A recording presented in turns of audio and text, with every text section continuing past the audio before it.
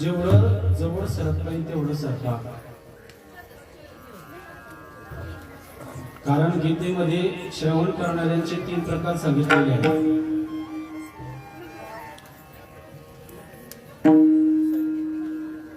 सरका पुढे.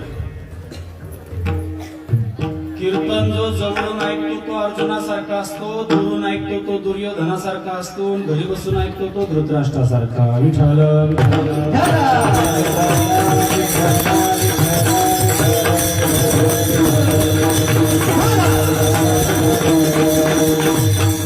विठाला विठाला विठाला विठाला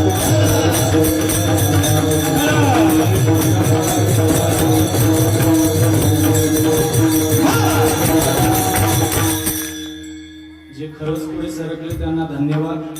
ज्यांनी फक्त सरकल्यासारखं दाखवलं त्यांना डबल धन्यवाद. पापता पदैन्य जाय उठा उठी, पापता पदैन्य जाय उठा उठी, झालिया भेटी हरिदासांची.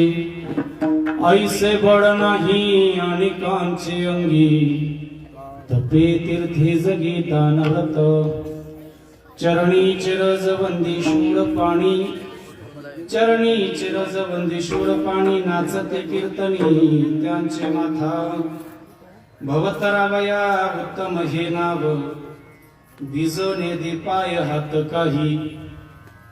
तुका मनी मना झाले समाधान, देखिल्या चरण वैष्णवांचे.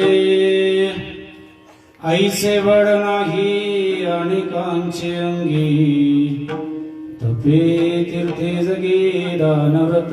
विठ्ठल विठ्ठल.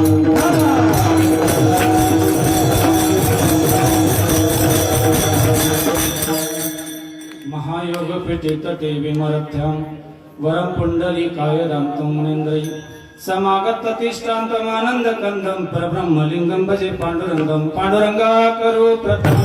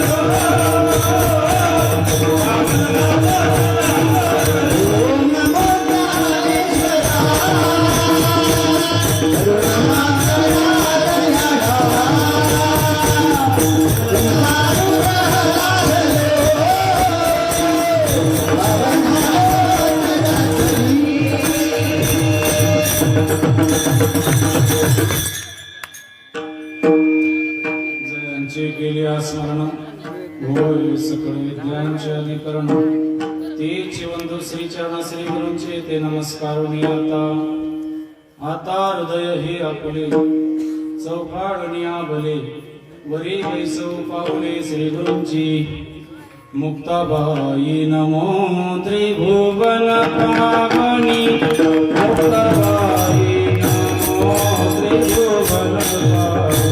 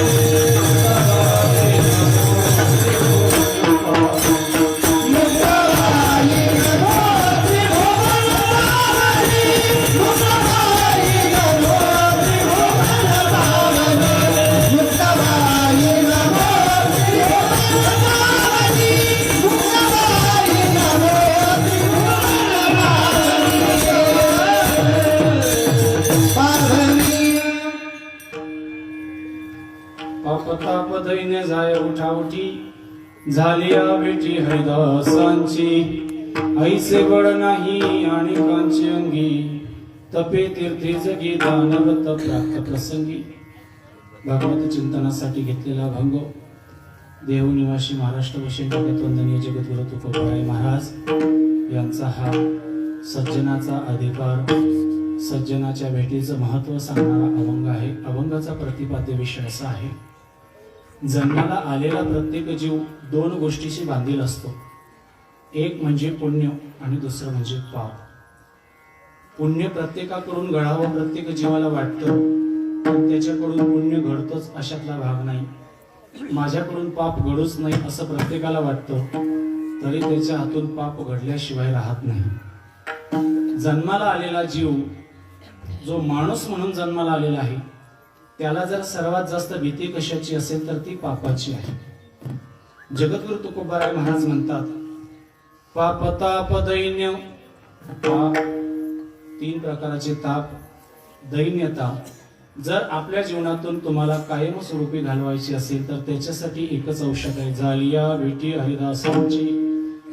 तुमच्या जीवनामध्ये एकदा हरिदासांची भेट झाली, मग तुमच्या जीवनातलं पाप नष्ट झालं, तुमच्या जीवनातले ताप नष्ट झाले आणि तुमच्या जीवनातली दैन्यता सुद्धा निघून गेली. महाराज पाप नष्ट करण्यासाठी धर्मशास्त्रामध्ये अनेक पर्याय सांगितलेले आहेत. मग आम्ही हरिदासांजवळच का जावं? जगद्गुरु तुकोबाराय महाराज म्हणतात, त्यांच्याजवळ का जावं त्याचं कारण असं आहे, ऐसे बळ नाही आणि कोणाकोणात तसं बळ नाही आहे. तपे तीर्थे जगी दान व्रत यांच्यामध्ये तेवढं बळ नाहीये जेवढं हरिदासांमध्ये आहे. महाराज ज्या हरिदासांचं तुम्ही एवढं वर्णन करताय, त्यांचं अधिकाराचं वर्णन तुम्ही करू शकता का? त्यांचा अधिकार किती मोठा आहे. जगद्गुरु तुकोबाराय महाराज म्हणतात, चरणी चिरज वंदी शूळ पाणी. भगवान महादेव सुद्धा त्यांच्या चरण रजाच्या स्पर्शाची इच्छा व्यक्त करत असतात. नाचते कीर्तनी त्यांचे माथा. महाराज जन्मापासून मरेपर्यंत जर का मला हरिदासांची भेट झालीच नाही, जन्मापासून मरेपर्यंत सज्जनाची भेट झालीच नाही, मग आम्ही काय करावं? महाराज म्हणतात, जर तुम्हाला हरिदासांची भेट नाही झाली तर तुम्ही त्यांचं नामाचं चिंतन जरी केलं तरी तुम्ही भवसागर तरुण जाल. भरवतरावया उत्तम ही नाव, भिजवणे दे हात पाय काही, किंवा भिजवणे दे पाय हात काही. जगद्गुरु तुकोबाराय महाराज स्वतःच्या जीवनाचा अनुभव प्रतिपादन करताना म्हणतात, जे चंचल मन कधीही स्थिर होत नाही, जे स्थिर होत नाही ते समाधानी कसं होईल? अशा चंचल मनाला सुद्धा स्थिरता प्राप्त झाली, समाधानता प्राप्त झाली. हा स्वतःचा अनुभव सांगतात. तुका म्हणे मना झाले समाधान, देखिल्या चरण वैष्णवांचे. एकदा वैष्णवांच्या चरणाचं दर्शन झालं रे झालं, माझ्या मनाला समाधानता लाभली, माझ्या जीवनातले पाप निघून गेले, माझ्या जीवनातले ताप निघून गेले, माझ्या जीवनातलं दैन्य नष्ट झालं. हरिदासांची भेट झाली. त्यांच्या व्यतिरिक्त हे कार्य कोणीच करू शकत नाही, कारण ऐसे बळ नाही आणि कांची अंगी तपे तीर्थे जगी दानव्रत विठ्ठल.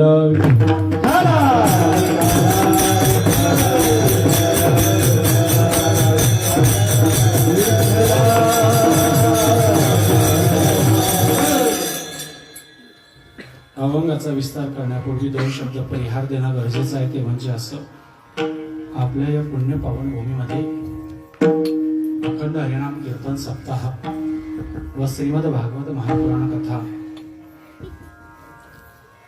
गेल्या 6 दिवसापासून सुरू आहे. आजचा कितवा दिवस आहे? तुम्ही रोज येतात ना? 6वा दिवस.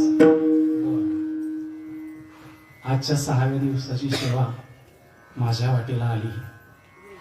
सेवा काय निमित्ताने आहे सर्वांना ज्ञात आहे, तरी माझं कर्तव्य आहे आपल्या या पुण्य पावन भूमीतील श्री हरिभक्त परायण बसवेश्वर अण्णा बागडे यांच्या प्रथम पुण्यस्मरणानिमित्त आजचा अखंड हरिनाम कीर्तन सप्ताह वर्णन करावं तेवढं कमीच आहे. कारण काही लोकांच्या पुण्यतिथ्या सुद्धा होत नाही, काहींचे श्राद्ध सुद्धा होत नाही. अजून पुढे जाऊन सांगू का, काहींचे मेल्यावर फोटोही सापडत नाही. विठ्ठल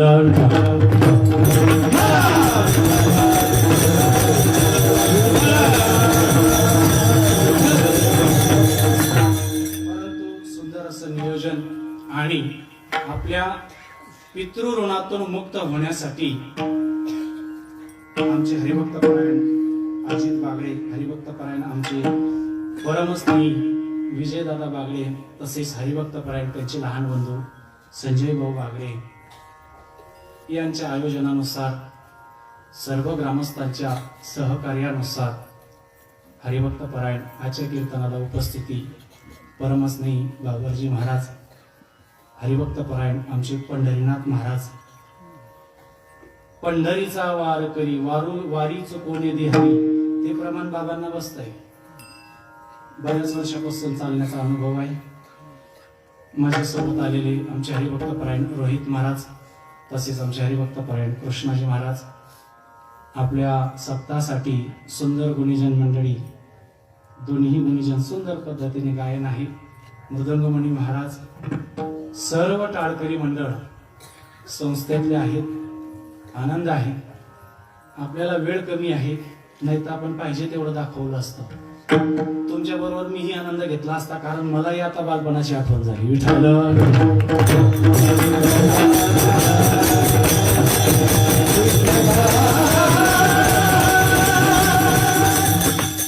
त्याचं कारण आहे महाराज, 7 जन्माची पुण्यही असते तेव्हा आपल्या कुळामध्ये एखादा भक्त जन्माला येतो. 8 जन्माची पुण्यही असेल तर तो भक्त माळकरी होतो. 9 जन्माची पुण्यही असेल तर त्याला भजनाची आवड लागते. 10 जन्माची पुण्यही असेल तर त्याला टाळ घेता येतो. 11 जन्माची पुण्यही असेल तर गळ्यातला टाळ त्याला वाजवता येतो. 12 जन्माची पुण्यही असेल तर त्याला अभंग म्हणता येतो. 13 जन्माची पुण्यही असेल तर कीर्तनात टाळ घेऊन नाचता येतं. विठ्ठल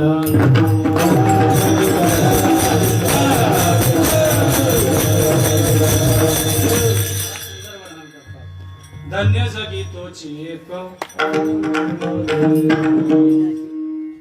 तोच धन्य आहे जो हरिरंगी नाचे, नाही का, जो इथे नाचे तोच धन्य आहे. आपल्याला विषय जास्त पुढे न्यायचा नाही. अशा पद्धतीची आजची कीर्तन सेवा आहे. मोठे मोठे वक्ते येऊन गेलेले आहेत. 7 दिवसाची 7 कीर्तन होतात. विशेष म्हणजे या ठिकाणी श्रीमद भागवत महाकथा सुद्धा सुरू आहे. मी संध्याकाळी आल्यानंतर बरेचसे श्रोते मंडळी बसलेली होती आणि आज रुक्मिणी स्वयंवर होता. बरोबर आहे ना? आनंद आहे. आज आपल्या गावामध्ये देवाचं लग्न लागलं. बरोबर आहे ना? लागलं की नाही? आहेर केला ना? भागवताचं सामान्य महत्व नाहीये. श्रीमद भागवत हा ग्रंथ नाहीये. ग्रंथ नव्हे हा श्री कृष्ण, गीते वेदी मन पूर्ण, अनन्य होता या शरण, खचित कडे जन्म मरण, चिरये शांती नाथ हि वदती, कृष्णपदी जीवुनी माता, आरती करू तुझ भगवंता, जय हो जय श्री भागवता, आरती करू तुझ भगवंता. नाथ महाराज या भागवताचं वर्णन करताना म्हणतात, ग्रंथ नव्हे हा श्री कृष्ण. हा ग्रंथ नाही बरं का, हा साक्षात भगवान परमात्मा कृष्णच आहे.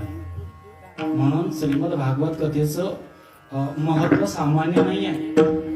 जो कथेला श्रवण करण्यासाठी आला त्यालाही पुण्य आहे. जो कथेच्या मंडपातून फक्त चालत गेला त्याला सुद्धा पुण्य आहे. पंचभूतारती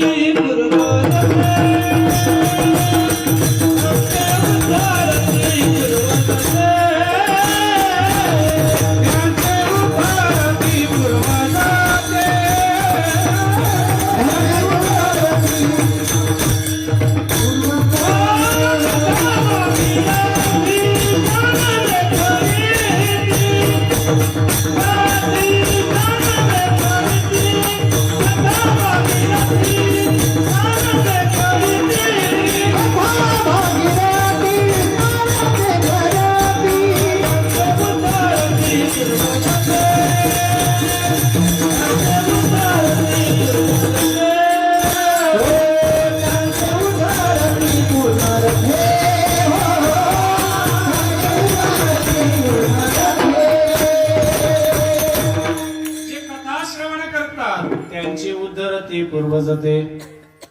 एखादा जर का भागवत ऐकायला आलाच नाही, पण एखाद दिवशी तो कामानिमित्ताने या मंडपातून चालत गेला तरी उद्धार आहे.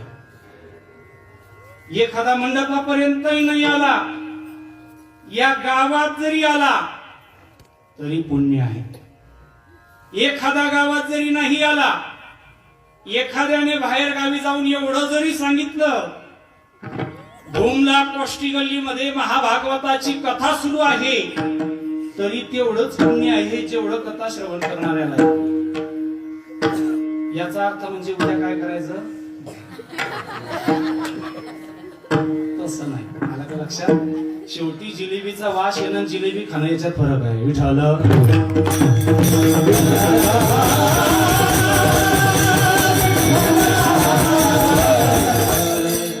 सुंदर असं या ठिकाणी आदरणीय देवी वैभवी श्रीजी यांच्या सुसरावे या ठिकाणी भागवत कथा सुरू आहे.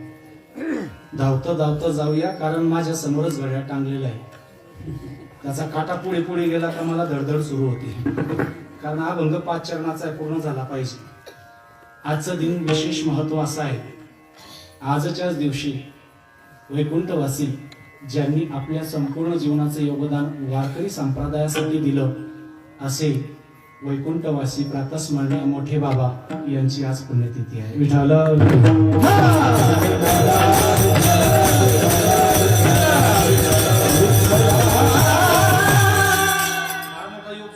आपल्या सप्त्यामध्ये नाही का 2-3 योगांनी जोडून आलेला सप्ताह आहे. असो, जास्त वर्णन करत नाही, कारण वर्णन करण्यात जर का वेळ गेली तर आपलं चिंतन राहून जाईल. आलं लक्षात?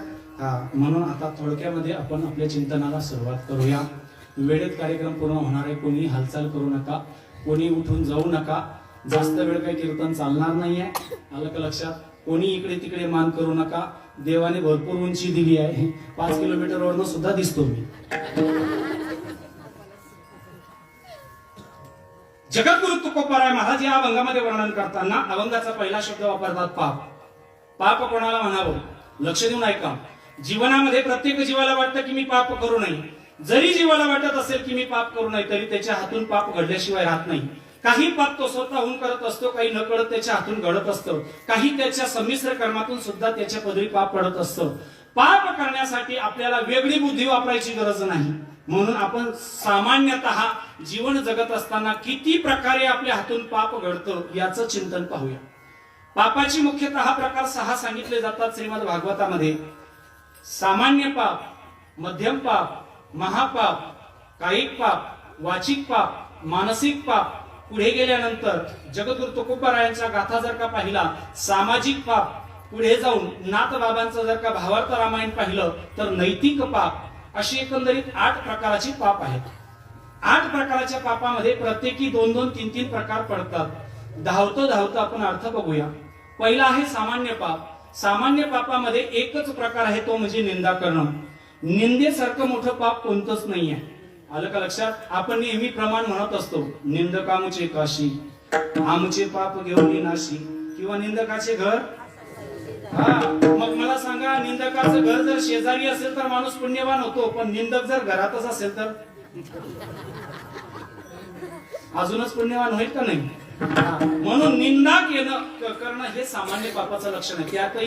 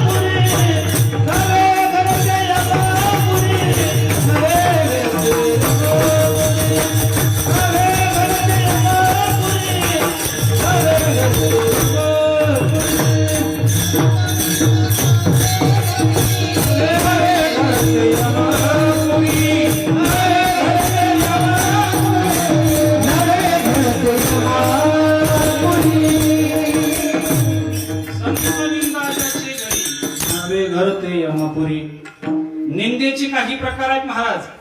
जीवाने जीवाची केलेली निंदा, जीवाने देवाची केलेली निंदा आणि जीवाने संतांची केलेली निंदा, जीवाने साधूची केलेली निंदा, जीवाने सज्जनाची केलेली निंदा, जीवाने हरिदासांची केलेली निंदा, जीवाने भक्ताची केलेली निंदा, प्रत्येकाचे पाप वेगवेगळे. बरोबर, प्रत्येकाचं पाप वेगवेगळं आहे. आलं का लक्षात? हो. थोडंसं चिंतन करूया. जीवाने जीवाची केलेली निंदा, जास्त पाप लागत नाही. त्याचं कारण आहे, निंदा करणारा ज्याची केली त्याला दोघांचं समसमान पाप त्याच्यामध्ये असतं. पहिली गोष्ट, आपल्या कृतीतून पाप होईल असं माणसाने कधीही वागू नये. जर तसा माणूस एखादा वागत असेल, त्याची निंदा जर दुसरा करत असेल, तर त्याने कृती चुकीची केली म्हणून तो पापी आणि यांनी त्याची निंदा केली म्हणून म्हणून जीवाची जीवाली निंदा सामान्य पाप आहे. पण जीवाने संतांची केलेली निंदा फार मोठं पाप आहे. अखंड संत निंदी ऐसे दुर्जनाची बुद्धी, काय म्हणावे तयासी तो केवळ पापराशी. हो, अखंड संत निंदी. संतांची निंदा करणारे भरपूर आहेत, अखंड संत निंदा करतात.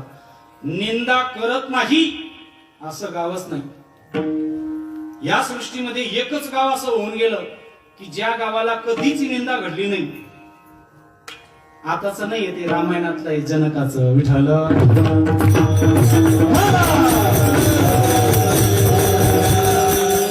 जनकाची नगरी अशी होती महाराज, विदेही राजा जनक, की त्याच्या नगरीमध्ये कोणीही निंदा करणारा नव्हतं.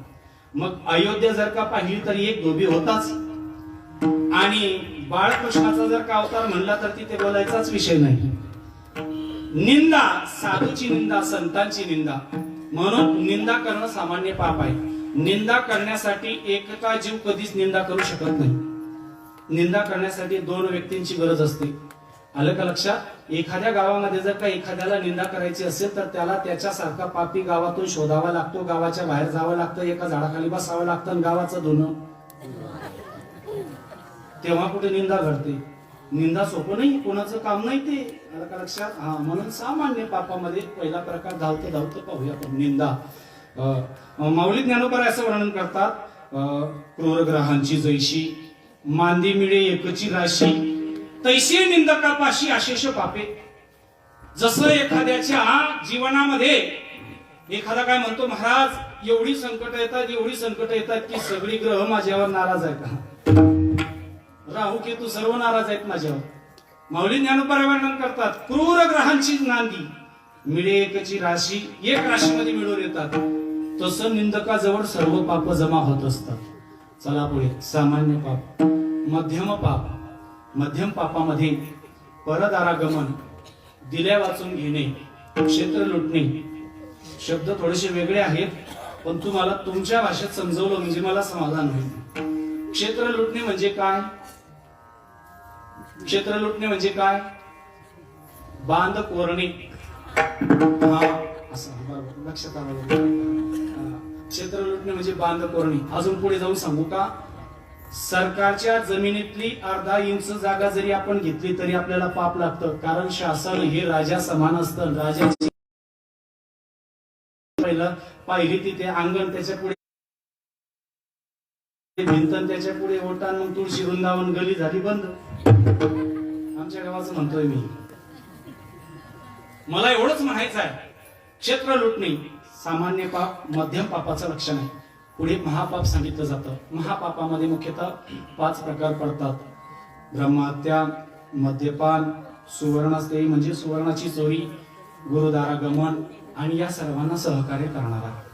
हे 5 प्रकार मुख्यतः पडतात. महापापामध्ये पहिलं लक्षण सांगितलं जातं ब्रह्महत्या. मद्यपान. मद्यपान म्हणजे काय सांगायची गरज नाही. ब्रह्महत्या म्हणजे काय सांगायची गरज नाही. थोडक्यात पाहूया. काही 10 वर्षापूर्वीचा कालावधी जर का आपण पाहिला तर काही राक्षस पोटामध्येच गर्भाचं मरण करत होते. लक्षात आलं ना तुमच्या? हा. आणि काही माता सुद्धा करत होत्या. का तर तो गर्भ मुलीचा आहे म्हणून शासनाचे उपकार मानावे लागतील. त्यांनी कायदा त्वरित पारित केला म्हणून आज लग्न होत आहेत. कोणाची? पोरांची. बरोबर. घाबरायचं नाही बोलायला अजिबात. आपल्याला तो विषय जास्त रंगवायचा नाहीये. माझा मुद्दा एवढाच आहे, ब्रह्महत्या. चला पुढे. मद्यपान महापापाचं लक्षण आहे. गुरुदारागमन महापापाचं लक्षण आहे. आपल्या गुरूंच्या घरी गेल्यानंतर आपले गुरु जर घरामध्ये नसतील तर गुरु पत्नीशी एकांतात बोलू नये, नाहीतर महापापाचं लक्षण, महापाप मानलं जातं. त्याला गुरुदारागमन असं म्हणतात. बोलू नये हा शिष्याचा नियम आहे. आलं का लक्षात? सुवर्णाची चोरी महापापाचं लक्षण आहे. आणि या सर्वांना सहकार्य करणारा सुद्धा तेवढाच पापी आहे. मला सांगा, वर्षातून काहीतरी दिवस असे येतात की ज्यांना प्रत्येक गावामध्ये थोडे थोडे डाव चालतात. बरोबर आहे ना? थोडे थोडे कधीतरी वर्षाला. हा बर, मला सांगा, एखाद्या ठिकाणी डाव चालू आहे, पोलीस गाडी आली, खेळणाऱ्यांनाच घेऊन जातात का पाहणाऱ्यांना पण? सगळ्यांचा अनुभव आहे म्हणल्यावर सगळ्यांचा अनुभव आहे. पाहणाऱ्याला सुद्धा घेऊन जातात. कारण सांगतो तुम्हाला, भीष्म पितामह जरी पुण्यवान होते तरी द्रौपदीच्या घडलेल्या कर्मामध्ये सहभागी झाले, म्हणून शेवटी कौरवाकडनं लढावं लागलं. विठ्ठल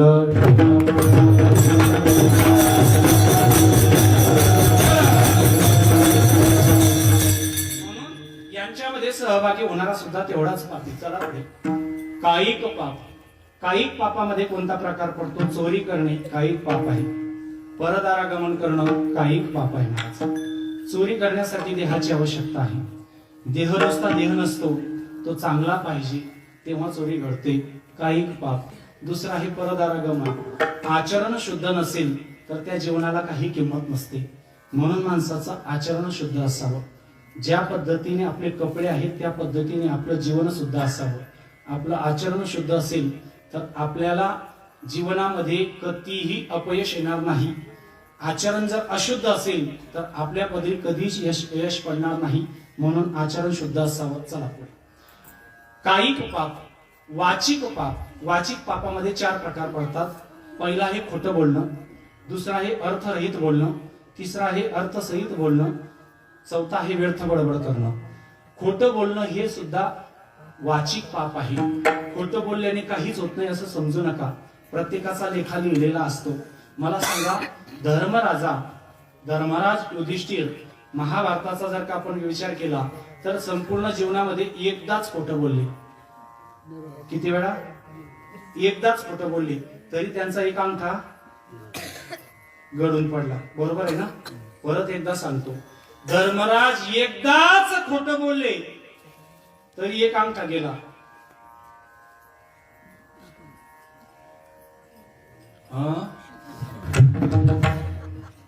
संपूर्ण जीवनामध्ये धर्मराज युधिष्ठिर एकदाच खोटं बोलले तरी अंगठा गेला. आपला केस सुद्धा सापडणार. विठ्ठल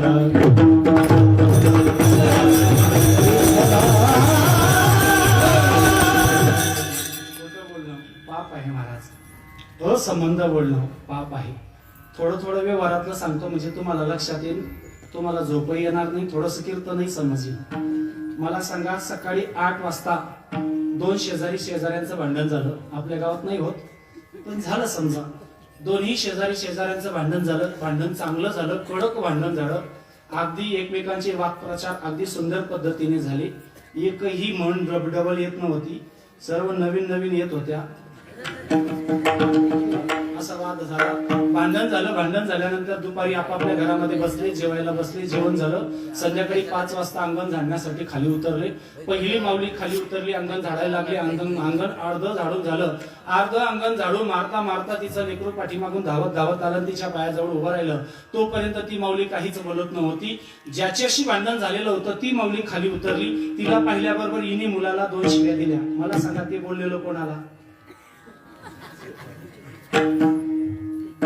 तुमच्या मानानेच मला उत्तर देऊन टाकलं. याला म्हणतात असंबंध बोलणे. माझा संबंध प्रत्यक्षी त्या स्त्रीशी आहे. मला माझं ज्याच्याशी भांडण झालेलं आहे त्यालाच बोलायचं आहे, पण निमित्त मात्र माझ्या मुलाला करायचं आहे. याला म्हणतात असंबंध बोलणं. वाचेचं पाप आहे. अर्थरहित बोलणं वाचेचं पाप आहे. आपण किती पद्धतीने दिवसभरात पाप करतो लक्षात ठेवा. असंबंध बोलणे. पूर्वीचा काळ सुनबाईला घेण्यासाठी भाऊ यायचा. आल्यानंतर अक्षय तृतीयेच्या 2-3 दिवस किंवा दिवाळीच्या 2-3 दिवस यायचा. आल्यानंतर सासूबाईला विचारल्याशिवाय सुनबाईला जाता येत नव्हतं. पूर्वीचा काळ होता. आलं का लक्षात? तेव्हा सुनांना सासूरवास होत होता. आता सासवांना सुनवास होतोय तो विषय वेगळा आहे. मुलगा आला घ्यायला, भावाला घ्यायला, दररोज विचारायचा आत्या ताईला घेऊन जाऊ का, आत्या ताईला घेऊन जाऊ का. आत्या होई नाही चुई नाही काहीच म्हणत नव्हती, कारण का पाठवायचंच नाही ना, पाठवायचंच नाही. 2-3 दिवस झाले, धनत्रयोदशीचा दिवस आला. मग त्या ताईने सांगितलं, दादा अरे सासूबाईंना विचार ना, मी ताईला घेऊन जाऊ का म्हणून. मग सासूबाई जवळ गेला आणि सासूबाईला विचारलं, आत्या ताईला घेऊन जाऊ का. मग आत्याबाईने उत्तर दिलं, घेऊन जा घेऊन जा, मी काय तिची मालकी नाही, घेऊन जा, खाईन तिचा नवरा कच्च्या भाकरी. कोणाला हे बोलणं. त्या वाक्यामध्ये काय दडलेलं आहे की सुनबाईला पाठवायचं, याला म्हणतात असंबंध बोलणे, अर्थरहित बोलणे. त्याच्यामध्ये अर्थ दडलेला आहे, माझी इच्छा नाही, याला वाचिक पाप असं म्हणतात. आणि व्यर्थ बडबड करणे, याला सुद्धा वाचिक पाप म्हणतात. मला सांगा, एखाद्याचं एकच झोपडं आहे, त्याच्याजवळ 2 शेळ्या आहेत, 2 शेळ्यांवरती तो जीवन जगतोय. तो जर चौकामध्ये 10 लोकांना बोलू देत नसेल, नाही नाही नोटबंदी व्हायलाच नको पाहिजे होती, तुझं काय बजेट आहे, तुमचं बजेट काय, 2 शेळ्या आहेत ना, एकच झोपडा आहे ना, मग आपण आपल्या पुरतं बोलावं का. प्रत्येक गावामध्ये असे 2-4 नग असतात की ते कोणालाच बोलू देत नाही. पण लक्षात ठेवा, खोल पाणी स्थिर असतं. आपली म्हण आहे, उथळ पाण्याला खळखळाट फार. कबीरदास महाराज असं म्हणतात, अद जलभर गभरी छलकत छलकत जाय. माता माऊलीने जर का पाण्याचा भरलेला हंडा जर डोक्यावर ठेवला ना, तर 2 हात सोडून सुद्धा ती माऊली चालत असते. त्याच्यावर अजून एक ठेवला भरलेला तरी चालत असते. हातात एक कळशी दिली तरी चालत असते. पण 3ही बाजूला काढून एक अर्धी कळशी जर डोक्यावर ठेवली तर ती चालूच देत नाही, माग पुढं. तसं अर्धवट ज्ञानाचा माणूस कोणाला बोलू देत नाही. विठ्ठल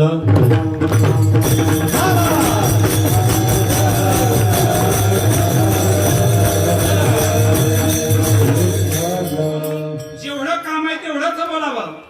कामाव्यतिरिक्त बडबड जर केली तर त्याला वाचेचं पाप लागत असतं. माऊली ज्ञानोपरायांचा सिद्धांत आहे. माऊली ज्ञानोपराय हरिपाठामध्ये सुद्धा त्याचं सुंदर वर्णन करतात. अनंत वाचाळ बरडाती भर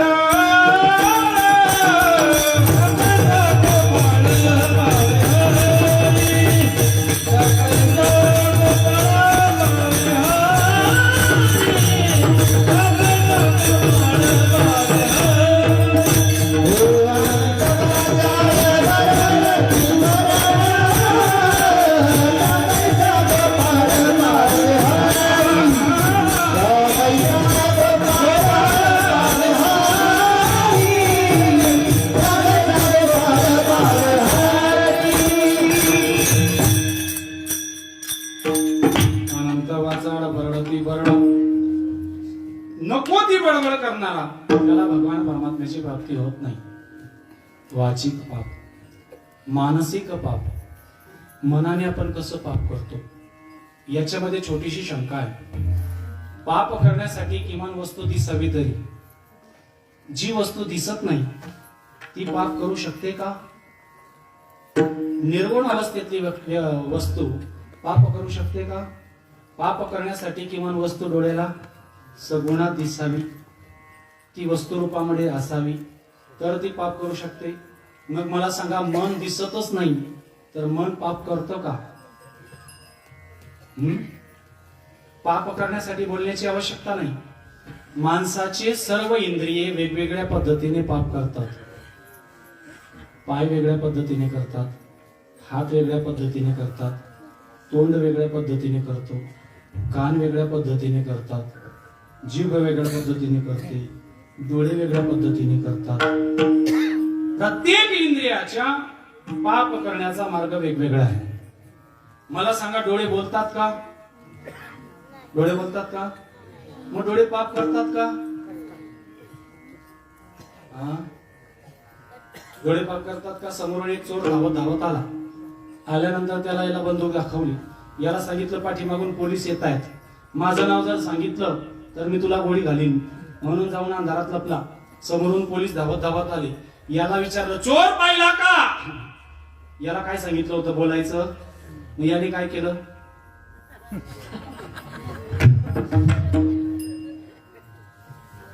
करता येतं ना पा. बोलण्याची आवश्यकता नाही. पायांना सुद्धा पाप करण्यासाठी बोलण्याची आवश्यकता नाही. आर्मी कॅम्पला मिलिटरी भरतीला गेलो होतो महाराज, कोपरगावला रनिंगला आलो आणि होणारच होतो भरती, पण कोण जाणे देवाची इच्छा, तुला इकडे फेटा बांधायचा आहे, काही बंदूक बिंदूक घेऊन फिरू नको, आपलं इकडंच बरं आहे. रनिंग मध्ये 40 लोकांच्या 40 मुलांच्या एका बॅच मध्ये फक्त जेमतेम 10 मुलं धावत होती. 30 लोक फक्त पाहायला आलेली होती आणि त्या 30 मध्ये 4 फक्त पाय मारायला आली होती धावणाऱ्यांना. लक्षात येतोय तुमचा मुद्दा? धावतो धावतो पाहूया. पाय सुद्धा पाप करतात, हात सुद्धा पाप करतात. मतदानाच्या रांगेमध्ये उभा राहिलेला माणूस पुढच्या माणसाची अंगठी दाबल्याबरोबर मत फिरवतो. नाही समजलं?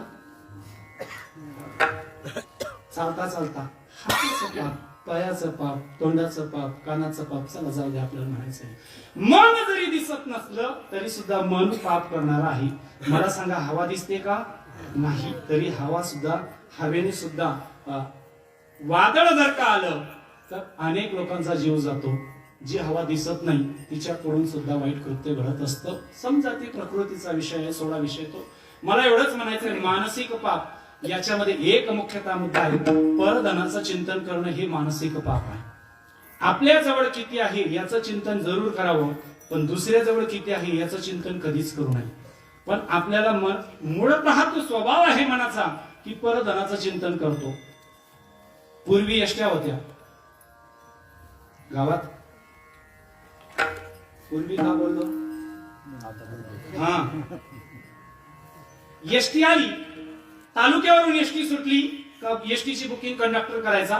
कंडक्टर आपल्या जागेवर बसला का नोटा लावायच्या, खाली 500ची, 200ची, 100ची, 50ची, 20ची, 10ची नोटा लावल्या का तो आपल्या सीटावर बसायचा. आपल्या सीटावर बसल्यानंतर तो नोटा मोजायचा. मला सांगा, नोटा फक्त कंडक्टर मोजायचा का त्याच्या बाजूचाही माणूस? हा, बरोबर. असं उत्तर भेटल्यावर 11:45 कीर्तन पूर्ण होईल. मला सांगा, पैसे कंडक्टरचे आहेत का? नाही. पैसे कोणाचे? शासनाचे. मोजतोय कोण? कंडक्टर. लक्ष कोण ठेवतोय? परधनाचं चिंतन.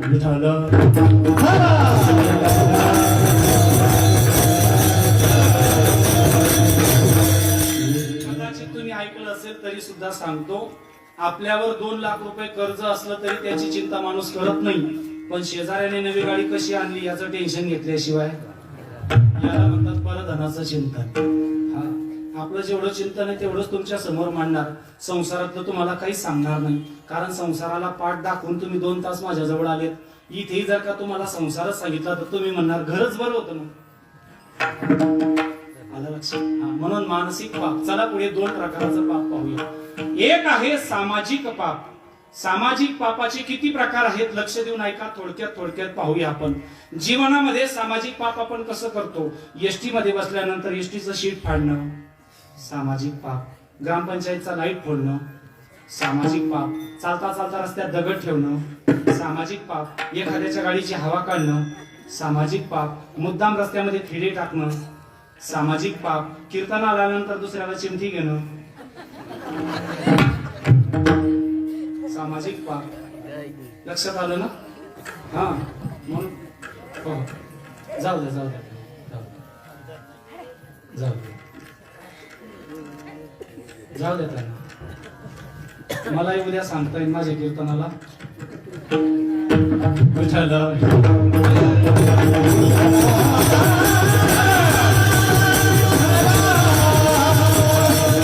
सामाजिक पाप. चला पुढे. नैतिक पाप. नैतिक पाप कोणाला म्हणतात? तो विषय मूळतः किचकट आहे, आपल्याला त्याच्यावर चिंतन करायचंच नाही. नैतिक पाप याच्यामध्ये 2 प्रकार येतात, एक भौतिक सत्ता आणि एक दैविक सत्ता. जी दैविक सत्ता आहे तिच्यात बदल होत नाही, जी भौतिक सत्ता आहे तिच्यात बदल होतो. जिच्यात बदल होतो तिच्यातून जे पाप जन्माला येतं त्याला नैतिक पाप असं म्हणतात. त्याला आजच्या भाषेमध्ये सांगायला गेलं तर राजकारण नैतिक पापाचा विषय आहे. आपल्याला त्याच्याविषयी बोलायचं नाहीये. हो, तुम्हाला माहितीये का, राजकारणाचं लग्न झालं. ऐकतायत ना तुम्ही? जागी आहेत ना तुम्ही? हा, राजकारणाचं लग्न झालं. मुलगी शोधून आणली, तिचं नाव होतं लबाडी.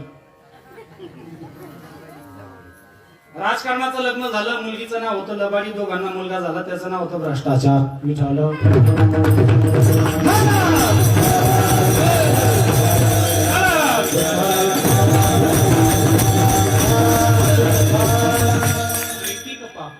एवढी पापाचे लक्षण आपण मूळतः पाहिले.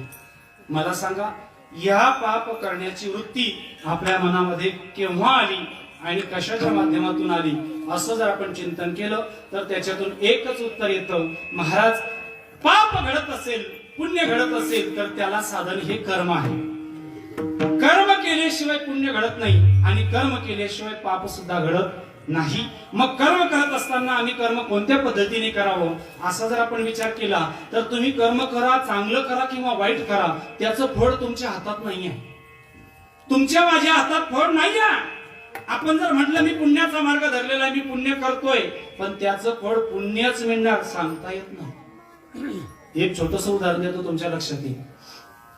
मला सांगा, आपल्या पायाची चप्पल आपल्यापेक्षा वडीलधाऱ्या माणसाच्या हातात जर दिली तर पाप का पुण्य? बोलत जा लवकर. पाप. आपल्यामुळे एखाद्याला एक वेळचं भोजन मिळालं, पाप का पुण्य? पुण्य. आपली चप्पल तुटल्यावर आपण चांभार काकांकडे जातो, आपली चप्पल आपण त्यांच्या हातात देतो. आपल्यापेक्षा 20 वर्ष वयाने मोठी का चांभार काका, आपण आपली चप्पल कोणाच्या हातात देतो? त्यांच्या हातात देतो. आपण काय करतो? बोला मोकळं. पाप करतो, बरोबर आहे. पण त्या चप्पलला 2 खिळे मारल्यानंतर त्या चांभार काकाला 20 रुपये मिळतात आणि त्या 20 रुपयामध्ये त्यांचं दुपारचं जेवण होतं. म्हणजे आपल्या पुण्यामुळे, आपल्या पैशामुळे त्यांना काय मिळालं? भोजन मिळालं. मग काय घडलं? पुण्य घडलं की नाही? मग मला सांगा, पुण्य करण्यासाठी अगोदर काय करावं लागलं? मग उद्यापासून काय करणार?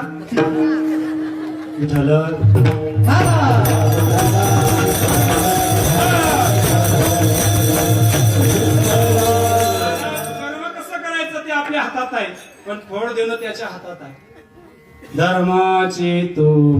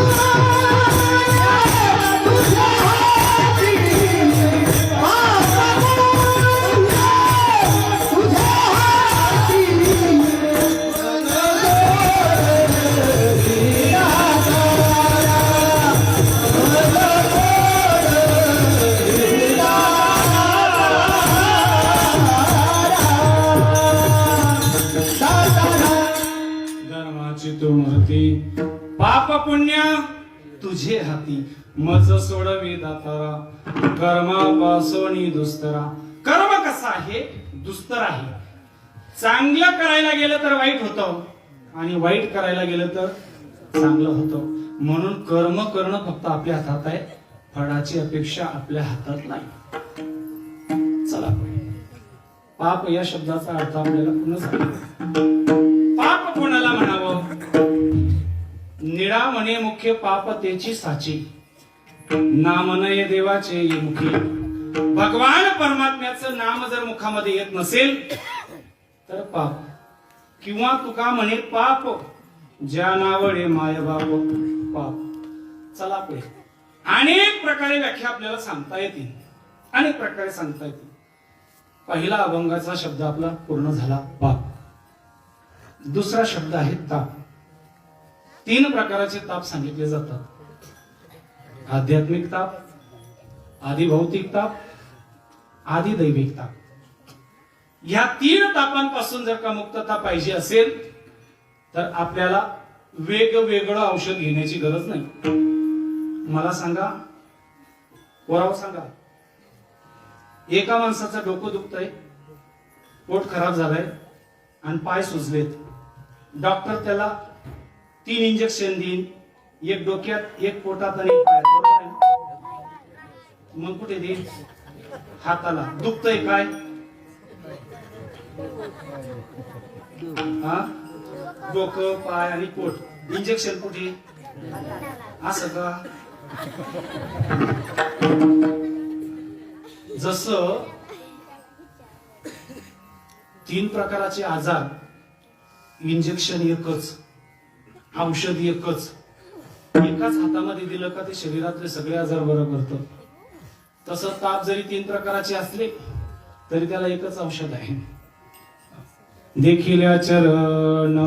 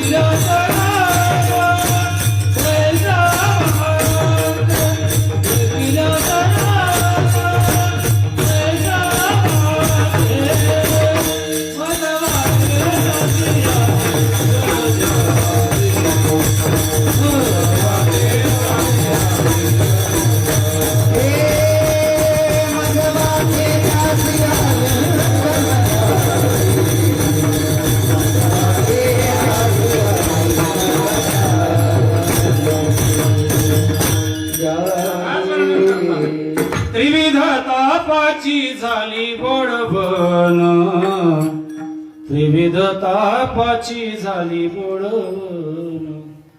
बोळवण झाली त्रिविध तापाची. शब्द फार वेगवेगळे आहेत बरं का. आलं का लक्षात?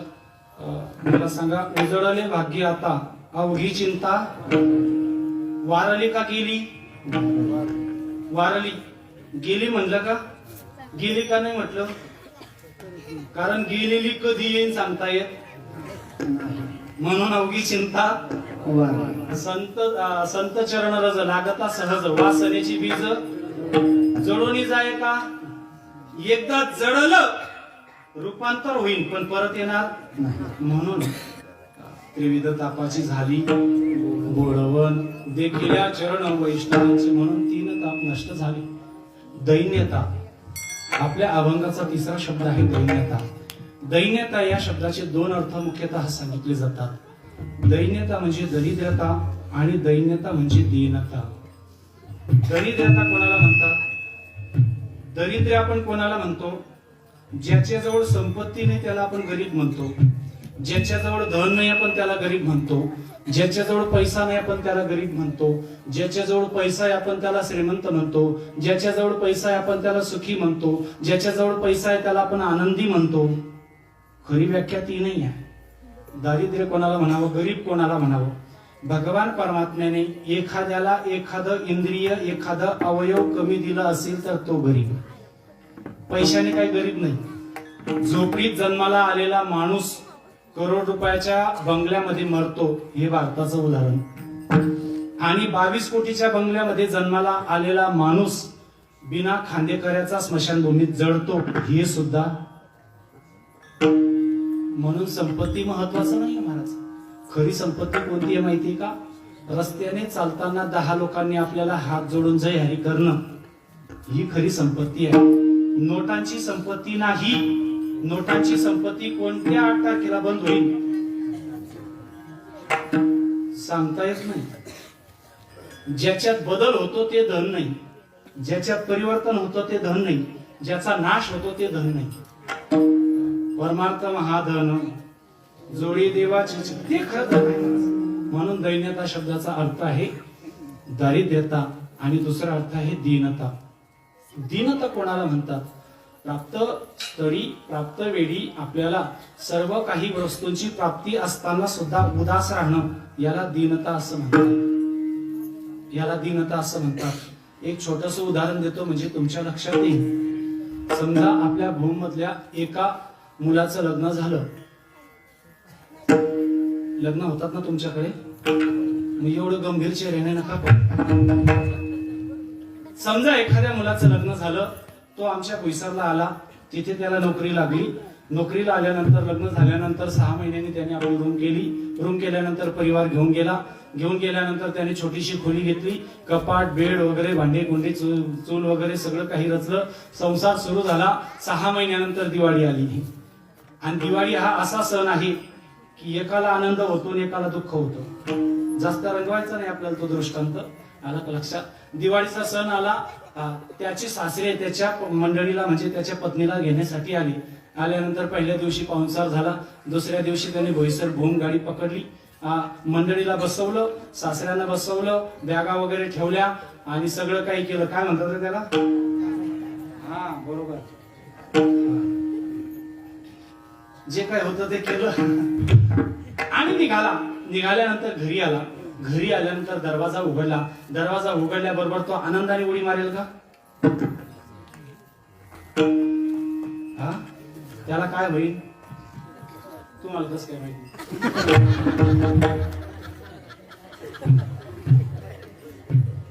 चांगली तयारी आहे विठाला.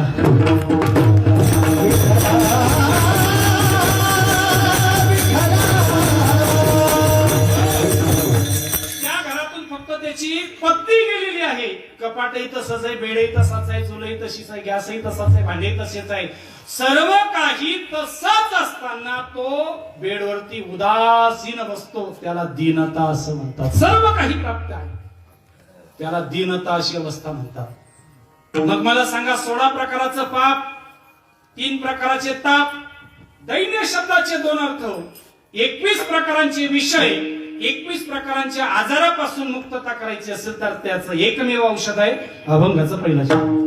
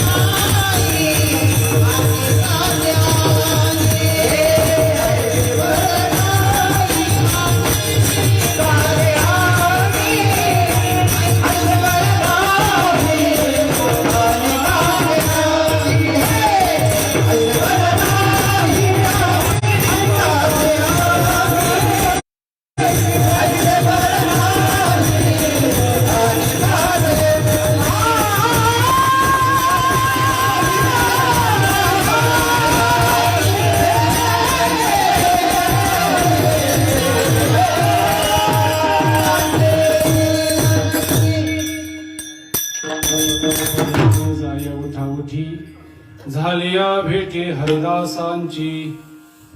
एवढ्या गोष्टीतून मुक्तता करण्यासाठी एकमेव उपाय सांगितलेला आहे, हरिदासांची भेट होणं. भेट होण्यासाठी कोणतीही वस्तू असली, कोणतीही व्यक्ती असली तर भेट होण्यासाठी किमान त्याचं वर्णन माहिती असावं, त्याचं स्वरूप माहिती असावं, ते कसे दिसतात हे माहिती असावं, त्यांच्या बाबतीमध्ये ओळख असावी, तरच भेट होईल, नाहीतर भेट होणार नाही. लक्ष देऊ नका, बोलू नका, बोलू नका. जर ओळख नसेल, त्या व्यक्ती संबंधी जर माहिती नसेल तर त्यांची भेट आपल्याला कधीच होणार नाही. कशा पद्धतीने? समजा बोललो बरं का मी. समजा आपल्या भाऊमध्ये कीर्तन सप्ताहासाठी महाराज कीर्तनाला आलेत. आल्यानंतर गाडी वगैरे नव्हती, बस स्टँडला महाराज उतरलेत. उतरल्यानंतर त्यांनी फोन केला, आयोजकांनी तो फोन घेतला आणि एका मोटरसायकलवाल्याला बोलवलं, त्याला सांगितलं जा आजच्या कीर्तनकारांना घेऊन ये. मग तो पहिलं काय विचारणार?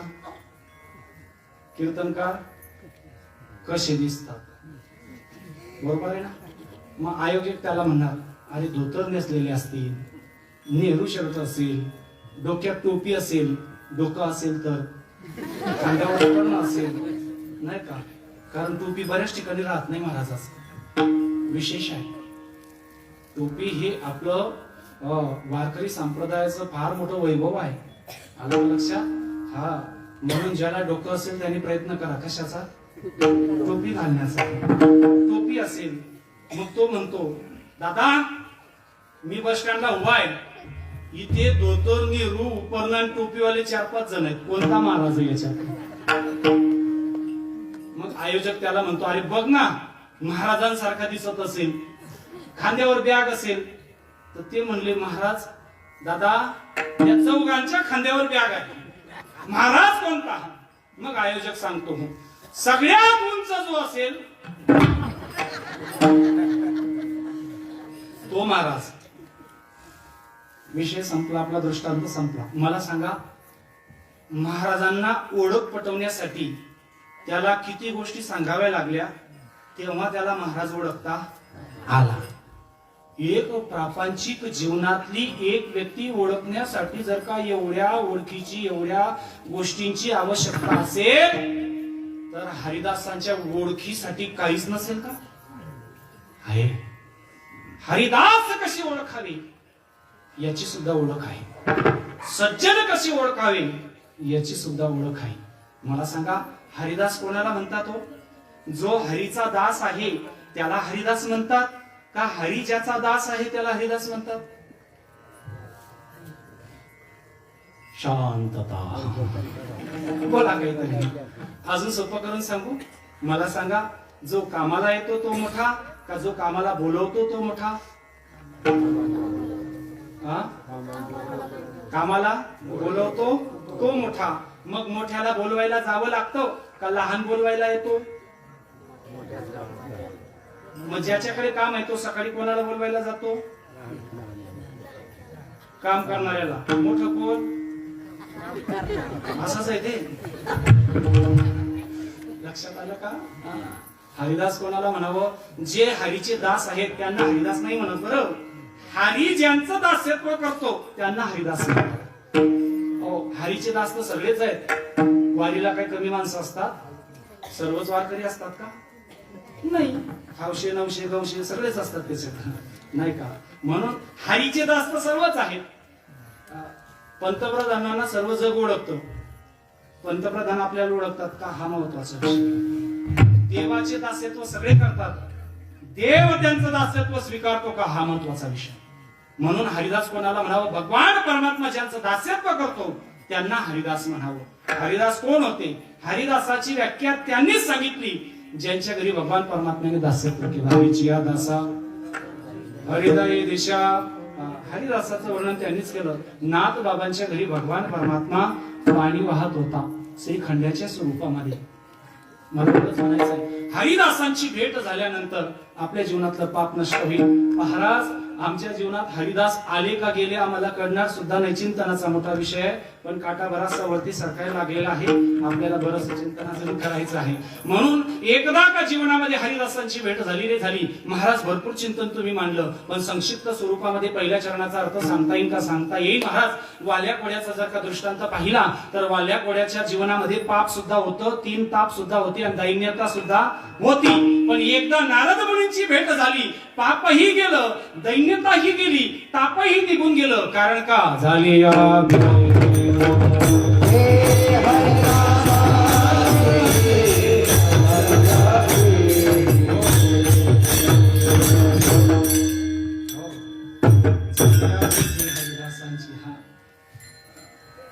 एक पायरी जास्त देत जावं म्हणजे उडी मारावी लागत नाही. समजा हरिदासांची भेट जर जीवनामध्ये नाहीच झाली महाराज, मग आमच्या जीवनातलं पाप नष्ट होणार नाही का? आमच्या जीवनातले ताप जाणार नाहीत का? आमच्या जीवनातलं दारिद्र्य जाणार नाही? आमच्या जीवनातली दीनता जाणार नाही? जगद्गुरु तुकोबाराय महाराज म्हणतात काही काढण्याची गरज नाही. तुम्ही इतर कोणतेही पर्याय वापरले तरी सुद्धा चालणार नाही. कारण काय? यांच्या एवढी शक्ती कोणातच नाही. अभंगाचा दुसरा शब्द ऐसे बळ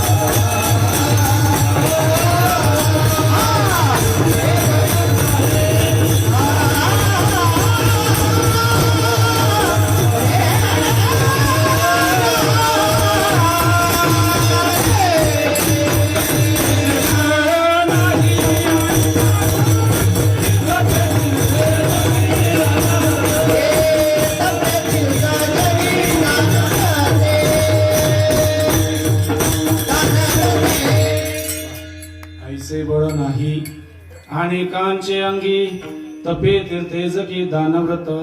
मध्ये मध्ये विठ्ठल भजन होतं तेव्हा टाळी वाजवत जावा. प्रमाण म्हटल्यानंतर टाळी वाजवा. बरेचसे फायदे आहेत. कीर्तनामध्ये अधूनमधून टाळी वाजवल्यानंतर झोप येत नाही, हाताला मुंग्या येत नाही, माणूस बाजूच्याला सुद्धा झोपू देत. बरेचसे फायदे आहेत. म्हणून अधूनमधून थोडस हाताला हा फार मोठा लाभ आहे. ऐसे बळ नाही आणि अंगी तपे तीर्थे जगी दानव्रत. असं बळ त्यांच्या अंगात नाहीये जेवढं हरिदासांच्या अंगात आहे. बळ या शब्दाचे 2 अर्थ सांगितले जातात. बळ म्हणजे अधिकार आणि बळ म्हणजे शक्ती. माऊली ज्ञानोबारायांच्या जीवनातला एक प्रसंग जर का आपण पाहिला, पैठण क्षेत्रामध्ये माऊली ज्ञानोबारायांनी रेड्याच्या मुखातून वेद बोलविला. रेड्याच्या मुखातून वेद बोलवण्यासाठी माऊली ज्ञानोबारायांनी त्याला मारलं होतं का? त्याला धमकी दिली होती का? त्याला काय दिलं होतं का? कशासाठी? वेद बोलवण्यासाठी नाही. काय केलं? फक्त डोक्यावर हात ठेवला आणि रेडा वेद बोलू लागला. मग मला सांगा, माऊली ज्ञानोबारायांनी डोक्यावर हात ठेवल्याबरोबर रेडा वेद बोलू लागला, हा त्यांचा अधिकार होता. अंगे से बळ रेडा बोल,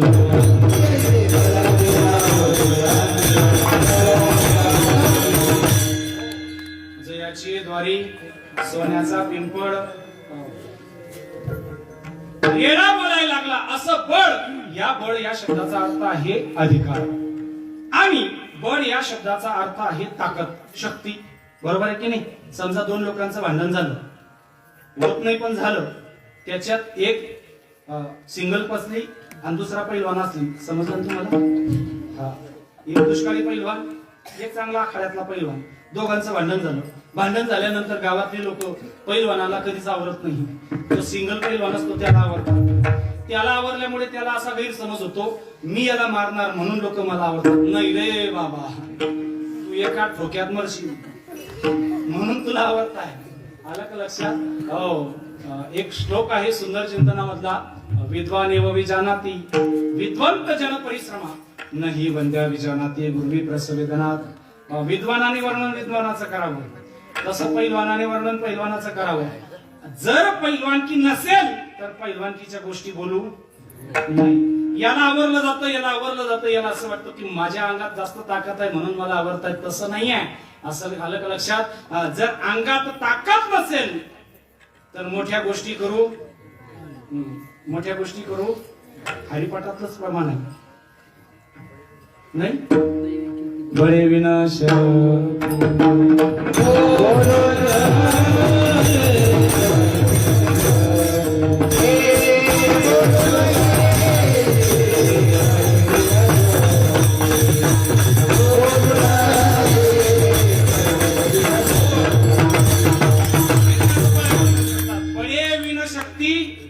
या ठिकाणी बळ या शब्दाचा अर्थ आहे शक्ती आणि त्या ठिकाणी बळ या शब्दाचा अर्थ आहे अधिकार. तसं हरिदासांचा शक्तीचाही अधिकार मोठा आहे, शक्तीचंही सामर्थ्य मोठं आहे आणि अधिकाराचं सामर्थ्य सुद्धा मोठं आहे. म्हणून ऐसे बळ नाही आणि कांच्या अंगी, कोणाकोणाच्या अंगात नाही. तपे तीर्थे जगी दान व्रत यांच्या अंगात नाही. तपामध्ये तेवढं बळ नाही. कारण का? तप साधना केल्यानंतर तुम्हाला वरदानाची प्राप्ती होईल, पाप कमी होणार नाही. लक्षात येत आहे ना? तप केल्यानंतर जर का माणूस पुण्यवान झाला असता तर हिरण्यकशिपूला मारण्याची आवश्यकता पडली. वरदानाची प्राप्ती होईल पण पाप कमी होणार नाही. आलं का लक्षात? वरदानाची प्राप्ती होईल म्हणून तप चालत नाही. उदाहरण निजाम राया शर्मा, मदन राया शर्मा निजामपूरचे धुळ्याचे द्वारकेला तपस्येसाठी गेले. रुक्मिणी मातेने सांगितलं देव काशी क्षेत्रामध्ये पैठण काशी क्षेत्र त्या ठिकाणी श्रीखंड्या म्हणून पाणी वाहतोय म्हणून तप साधना चालणार नाही. चला पुढे. आता आपल्याला मोठे मोठे स्टेशन घ्यायचे. तप चालणार नाही. तपे तीर्थे जगी, तीर्थ सुद्धा चालणार नाही महाराज. तीर्थाला गेल्यानंतर माणूस पुण्यवान होतो, बरोबर आहे. तीर्थाला गेल्यानंतर माणूस पुण्यवान जरी होत असेल तरी तीर्थाला गेल्यानंतर माणूस पुण्यवान झाल्यानंतर स्वतःचं पाप धुतलं जात नाही. आपण गंगेमध्ये जातो कशासाठी? पाप धुण्यासाठी. आपण गंगेत जातो, डुबकी मारतो, आपलं सगळं पाप धुवून टाकतो आणि 2 लिटरच्या बाटलीमध्ये पाणी. नाही कळालं तुम्हाला? हा, आपलं पाप कुठे धुतलं आपण? गंगेत. आणि पाणी कुठून घेतलं? मग बाटलीत कोणाचं आलं घरी? विठ्ठल.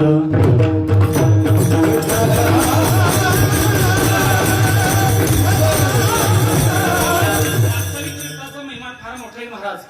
पंढरपुराचं महत्व जर का पाहिलं तर भरपूर प्रमाण आहेत आपल्याकडे, नाही का?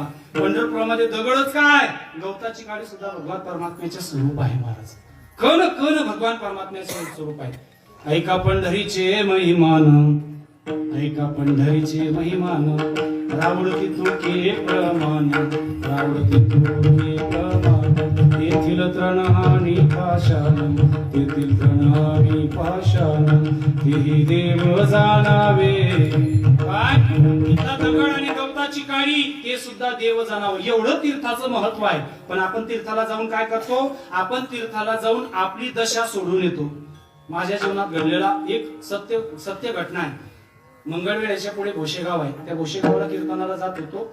पंढरपूरला उतरलो, चंद्रभागेमध्ये स्नानासाठी गेलो, बॅग समोर ठेवली, नौकेवर बॅग ठेवली, आंघोळीसाठी गेलो. आंघोळ वगैरे झाली, बाहेर आलो. माझ्यासोबत एक माणूस होता. आल्यानंतर त्याने माझ्यासोबत आंघोळ केली, माझ्या डोक्यावर पाणी टाकलं, 2दा पाणी टाकलं, 3दा पाणी टाकलं, 4थ्यांदा त्याने माझ्या डोक्यावर पाणी टाकल्यानंतर मी अगोदर माझी बॅग पाहिली.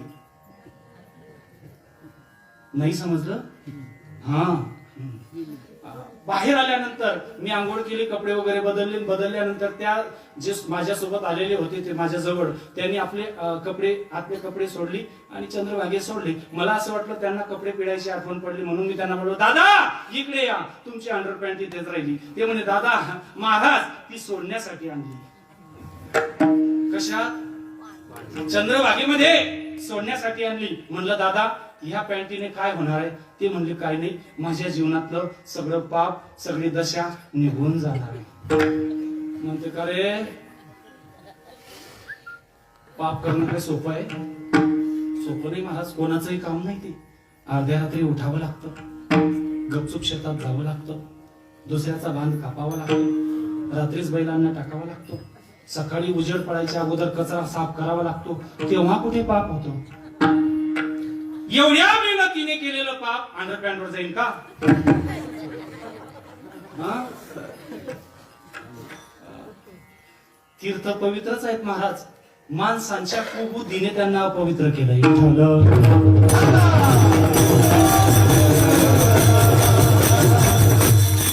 सुद्धा चालत नाही. तपे, तीर्थे, जगी, दानावर संपूर्ण एक कीर्तन झालं तरी काही हरकत नाही.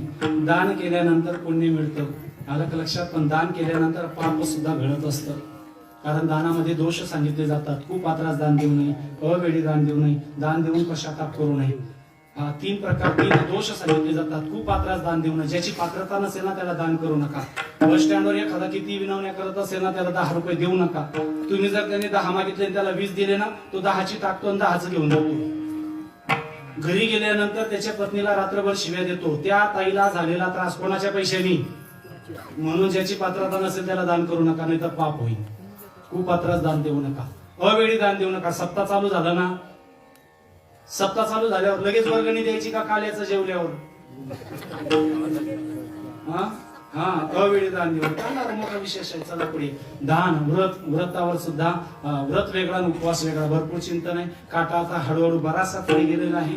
आता धावत सांगूया. पुढे हरिदासांचा अधिकाराचं वर्णन करता. चरणी जिरज वंदी शोडगामी नाचते कीर्तनी त्यांची माता. एवढा अधिकार आहे हरिदासांचा की भगवान महादेव सुद्धा त्यांच्या चरण रजाची इच्छा व्यक्त करतात आणि त्यांना डोक्यावर घेऊन नाचतात. नाचती कीर्तनी त्यांची माता. त्यांच्या कीर्तनामध्ये त्यांनी लिहिलेले ग्रंथ सुद्धा रामायणामध्ये जर का पाहिलं आपण, प्रारंभीच जर का महादेवाचं वर्णन पाहिलं तर सुंदर वर्णन आलेलं आहे. म्हणून एवढा अधिकार त्यांचा आहे महाराज.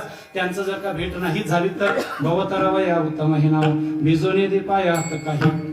नाव शब्दाची परत 2 अर्थ सांगतो. पाळण्यामध्ये आपल्याला बारशाच्या दिवशी ठेवतात, त्याला सुद्धा काय म्हणतात? नाव. आणि या काठावरून त्या काठावर जाण्यासाठी नदीमध्ये वापरतात, तिला काय म्हणतात? नाव म्हणतात. साधू संत हरिदास दोन्ही प्रकारे आपला उद्धार करतात. जर त्यांचं नामचिंतन केलं तरी उद्धार आहे, आणि त्यांच्या नामरूपी ओळीमध्ये जरी बसलं तरी सुद्धा ते आपल्याला पहिलं तीराला घेऊन जातात. त्यांचं नामचिंतन केलं तरी उद्धार आहे. पुण्यवंत व्हावे घेता सज्जनाची नावे. त्यांचं नाव घेतलं तरी सुद्धा बिजोने दे पाया तर काही आपल्याला या भवसागराचा स्पर्श होऊ देत नाही. अशा प्रकारे जगद्गुरु तुकोबाराय महाराज स्वतःच्या मनाचं उदाहरण देतात. अभंगाचं शेवटचं जग. तुका म्हणे मना झाले समाधान, तुका